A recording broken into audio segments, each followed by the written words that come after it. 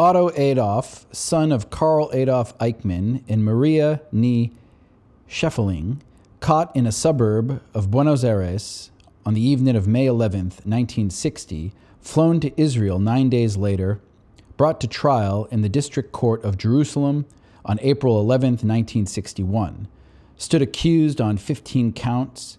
Together with others, he had committed crimes against the Jewish people, crimes against humanity, and war crimes during the whole period of the Nazi regime, and especially during the period of the Second World War.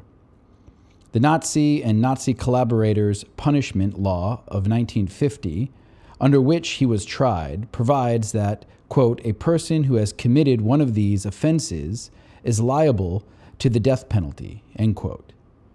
To each count, Eichmann pleaded, quote, not guilty in the sense of the indictment, end quote. In what sense, then, did he think he was guilty? In the long cross-examination of the accused, neither the defense nor the prosecution, nor finally any of the three judges ever bothered to ask him this obvious question. His lawyer, Robert Savadis of Cologne, answered the question in a press interview. Quote, Eichmann feels guilty before God, not before the law, end quote.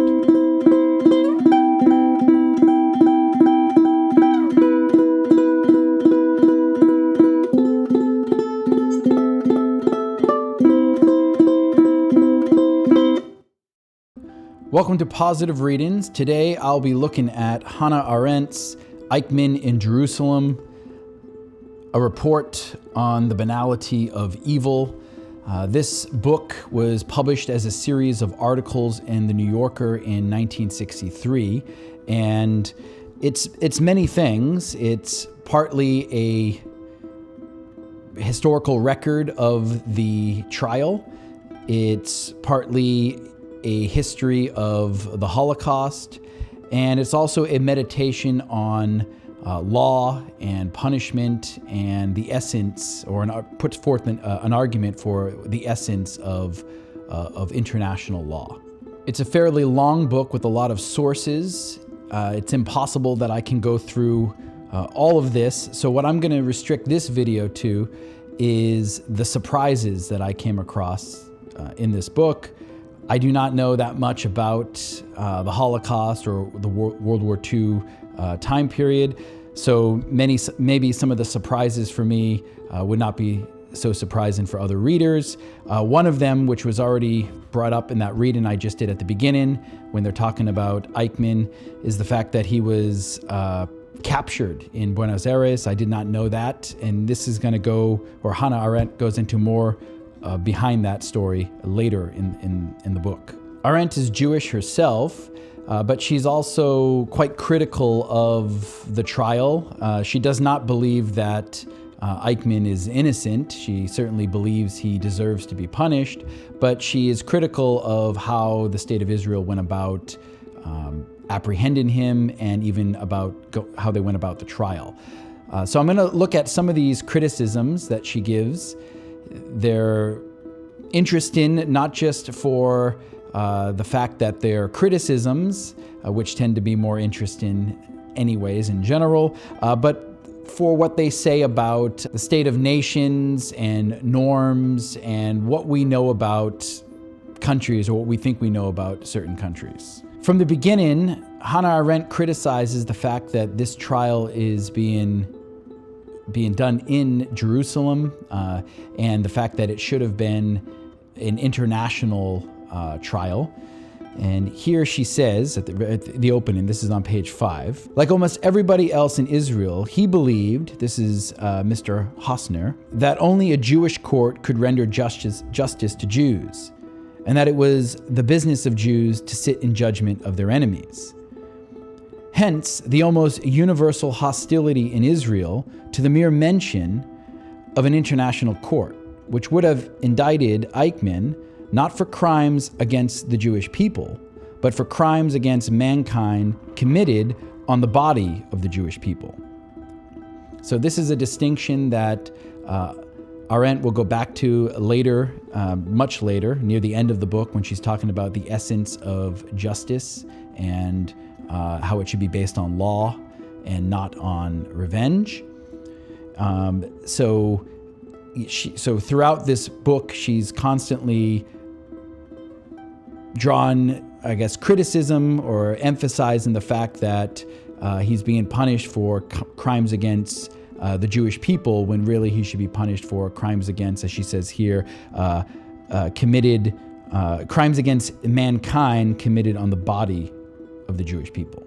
Hence, the strange boast, we make no ethnic distinctions. This is coming from the judges in Jerusalem, which sounded less strange in Israel, where rabbinical law rules the personal status of Jewish citizens, with the result that no Jew can marry a non-Jew. Marriages concluded abroad are recognized, but children of mixed marriages are legally bastards.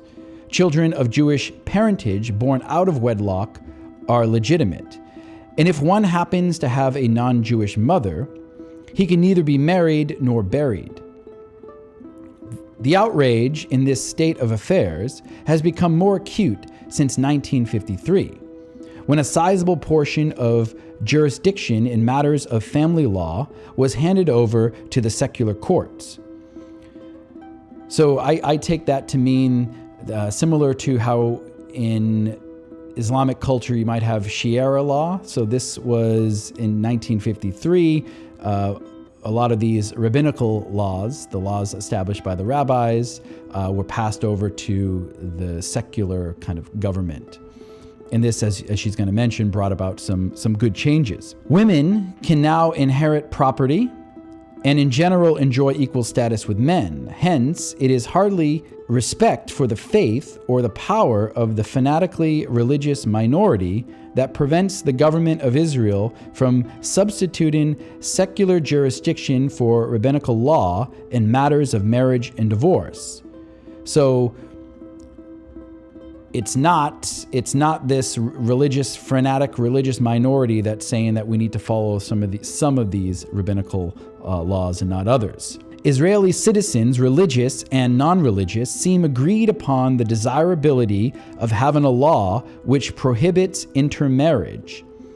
And it is chiefly for this reason, as Israelis officials outside the courtroom were willing to admit, that they are also agreed upon the undesirability of a written constitution in which such a law would embarrassingly have to be spelled out. So it's desirable to have an unspoken law that prevents intermarriage, but it's undesirable to actually write that into the Constitution. That's what she's saying here. Whatever the reasons, there certainly was something breathtaking in the naivete with which the prosecution denounced the infamous Nuremberg laws of 1935, which had prohibited intermarriage and sexual intercourse between Jews and Germans.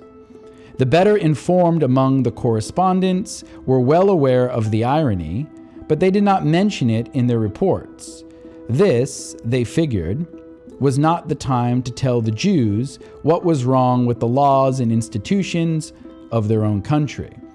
So there's irony here in criticizing the Nuremberg laws in 1935 that prohibited sexual intercourse and intermarriage between Jews and Germans in a country that still prohibits intermarriage between Jews and others. That's what she's saying here. But as she's saying that most people would not mention this. However, Hannah Arendt, maybe she's an iconoclast, she does mention it. So this really sets the tone of the book. There's a lot of criticism here, and this is doubtlessly why she takes some flack for this and gets criticized for this book.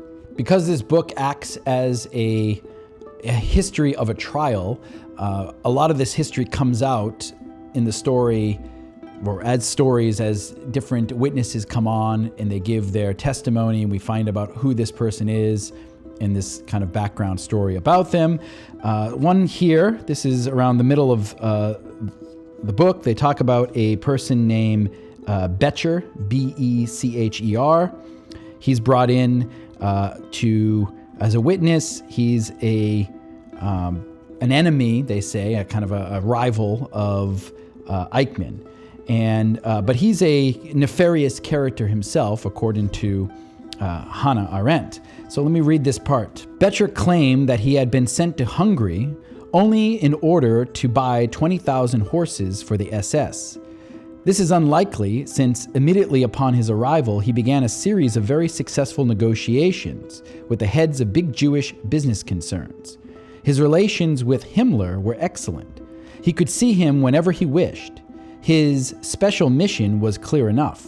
He was to obtain control of major Jewish business concerns behind the backs of the Hungarian government, and in return to give the owners free passage out of the country, plus a sizable amount of money in foreign currency. His most important transaction was with the Manfred Weiss Steel Combine, a mammoth enterprise with 30,000 workers, which produced everything from airplanes, trucks, and bicycles to tinned goods, pins, and needles. The result was that 45 members of the Weiss family emigrated to Portugal, while Mr. Becher became head of their business. When Eichmann heard of this Schweinerei, which is German for mess, he was outraged. The deal threatened to compromise his good relations with the Hungarians, who naturally expected to take possession of Jewish property confiscated on their own soil.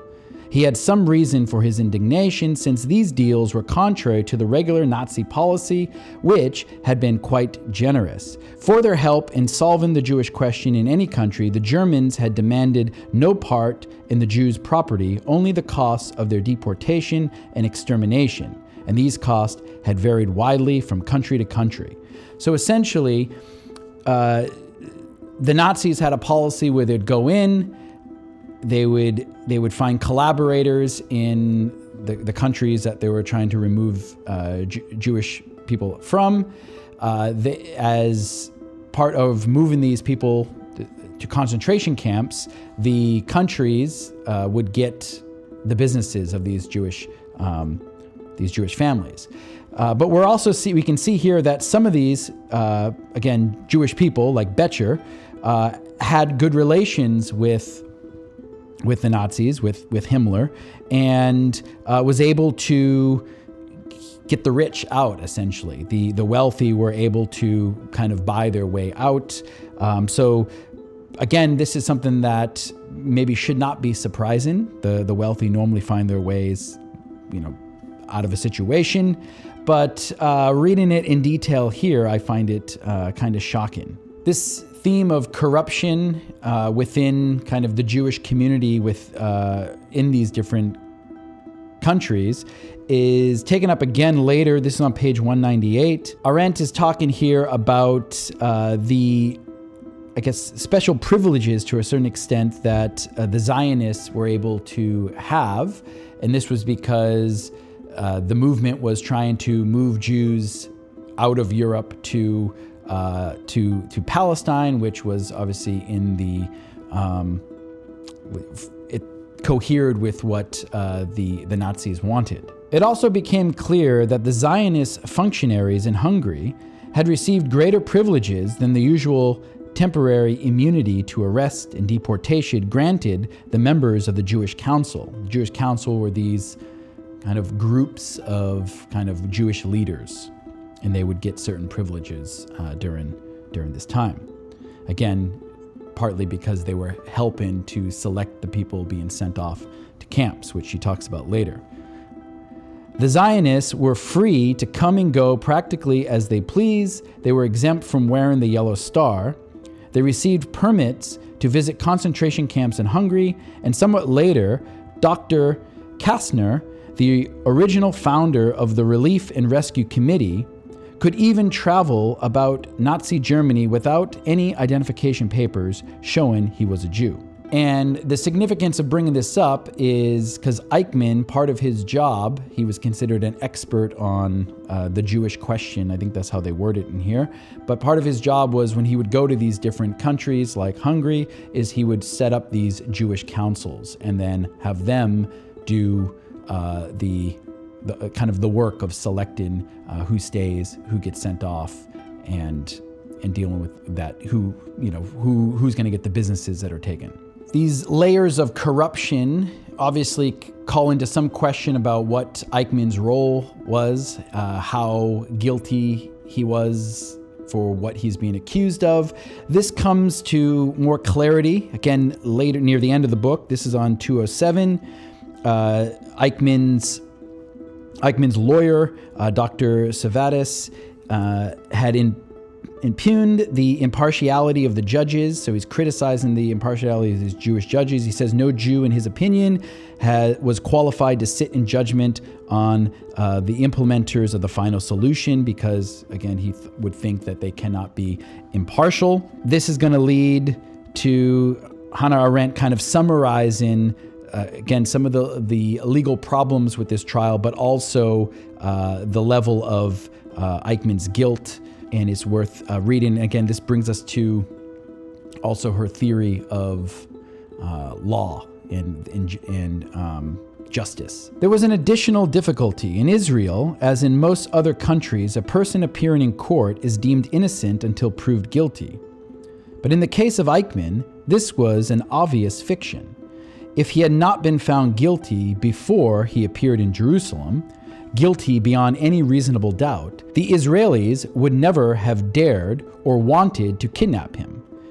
Prime Minister Ben-Gurion, explaining to the President of Argentina in a letter dated June 3, 1960, why Israel had committed a, quote, formal violation of Argentine law, end quote, wrote that, quote, it was Eichmann who organized the mass murder of 6 million of our people on a gigantic and unprecedented scale throughout Europe, end quote. In contrast to normal arrests in ordinary criminal cases where suspicion of guilt must be proved to be substantial and reasonable, but not beyond reasonable doubt, that is the task of the ensuing trial. Eichmann's illegal arrest could be justified, and was justified in the eyes of the world, only by the fact that the outcome of the trial could be safely anticipated, meaning they broke international law to capture Eichmann in order to justify that, he's going to be found guilty. Again, I don't think Hannah Arendt is not saying that he is not guilty.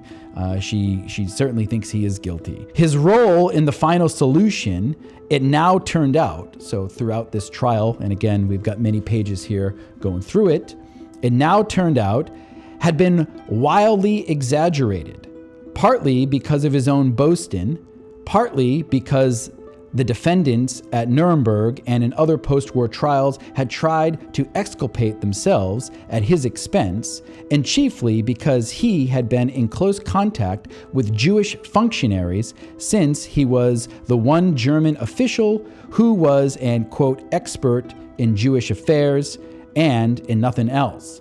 So, her judgment here is that Eichmann's role in the final solution was wildly exaggerated. It's more than what they're saying it was, for 3 reasons. One, he himself kind of exaggerated. She does not have a high opinion of Eichmann, says he has a low IQ, and he's very arrogant. And we see this, so he's kind of his own boasting. Also because defendants in the earlier Nuremberg trial tried to exculpate themselves to show that they're innocent by pushing the blame onto Eichmann.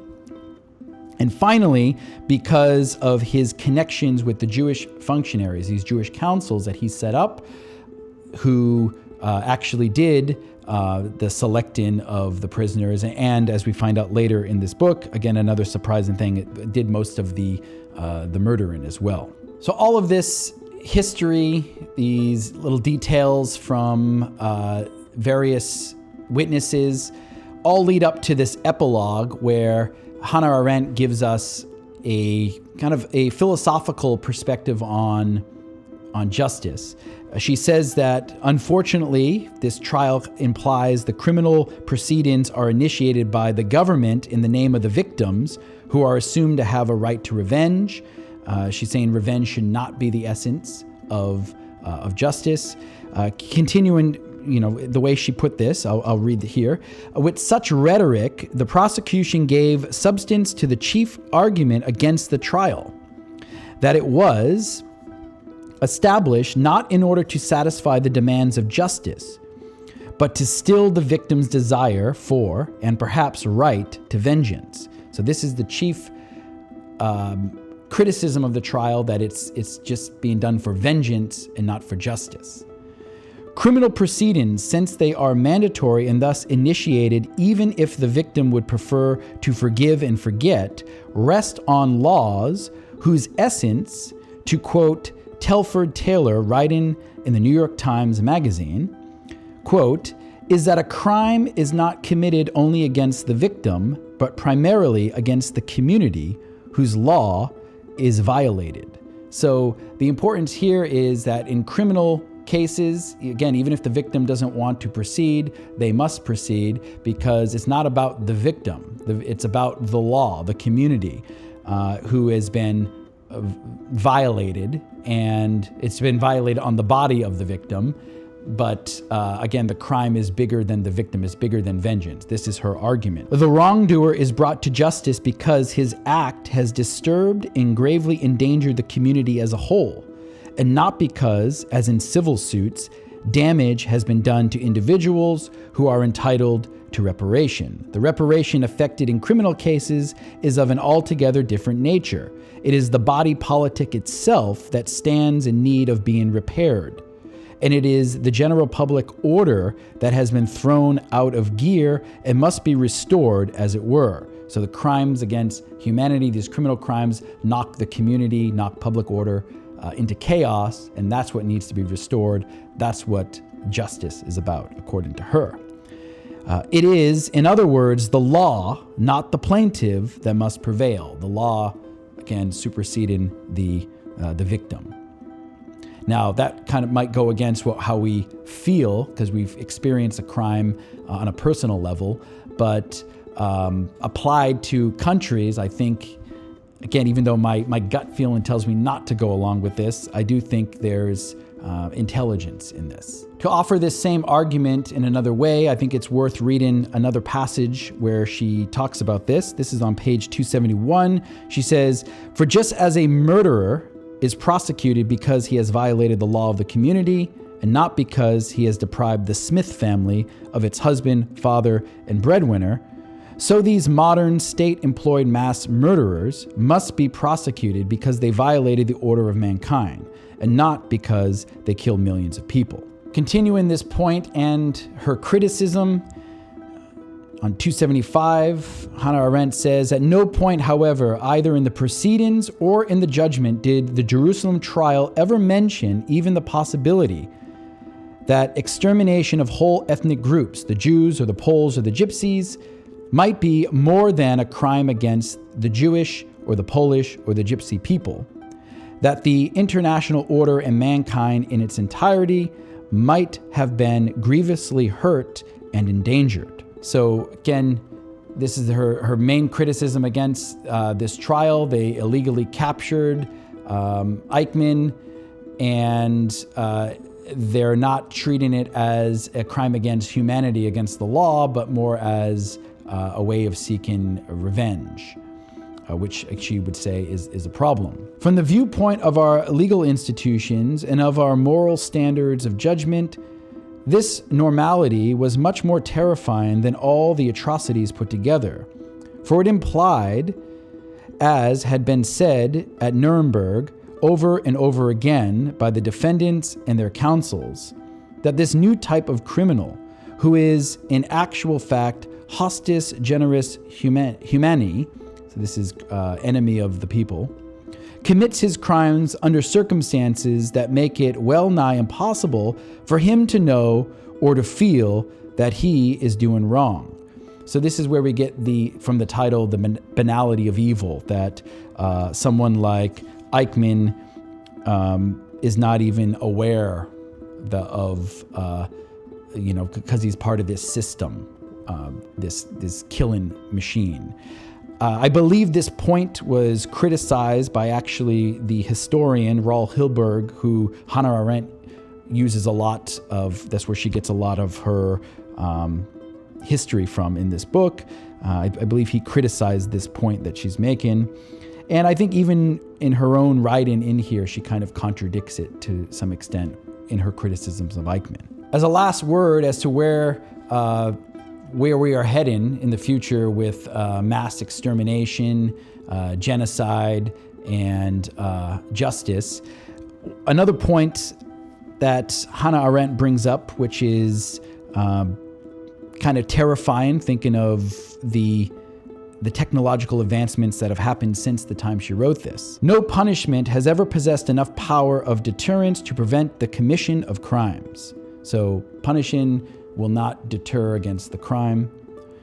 On the contrary, whatever the punishment, once a specific crime has appeared for the first time, its reappearance is more likely than its initial emergence could ever have been. So once some spectacular crime happens, like the Holocaust, something that would seem completely unlikely to happen, well, now that has happened, its reoccurrence is more likely than it happening in the first place. This is what she's saying. The particular reasons that speak for the possibility of a repetition of the crimes committed by the Nazis are even more plausible. The frightening coincidence of the modern population explosion with the discovery of technical devices that through automation will make large sections of the population superfluous, even in terms of labor, and that through nuclear energy make it possible to deal with this twofold threat by the use of instruments beside which Hitler's gassing installations look like an evil child's fumbling toys, should be enough to make us tremble. So in the future, we might have this again, and we'll have better means to do it, which is terrifying. In which case, we should probably take heed to what Hannah Arendt says about the essence of justice and trying to push vengeance out of that realm and stick to the law that governs normal behavior in a community and treat that as maybe more sacred than it is currently being treated. Hannah Arendt's Eichmann in Jerusalem.